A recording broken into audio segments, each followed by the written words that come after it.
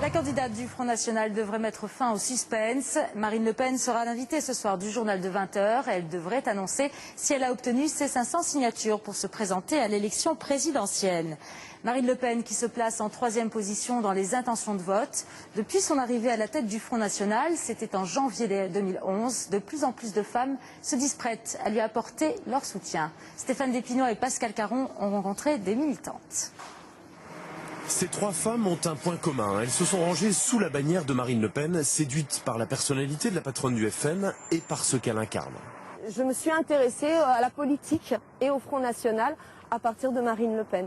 Marine Le Pen représente vraiment le côté patriotique et donc Marine Le Pen, à travers ses discours, on sent vraiment qu'elle aime la France. Voilà.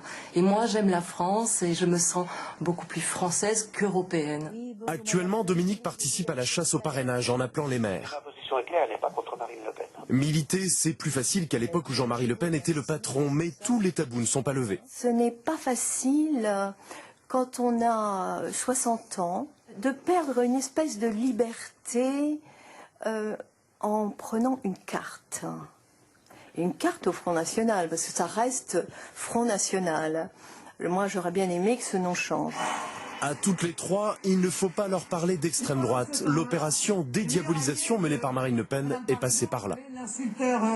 Je crois qu'il faut arrêter de stigmatiser en permanence le Front National comme étant un parti raciste, xénophobe, antisémite, parce que c'est absolument le contraire.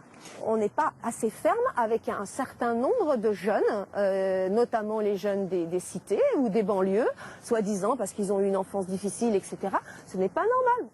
Dans l'électorat féminin, le vote FN a progressé. Selon les études d'opinion, Marine Le Pen serait jugée plus en phase avec les réalités. On entend souvent la réflexion suivante, elle est la seule qui parle de notre quotidien, qui parle de nos problèmes.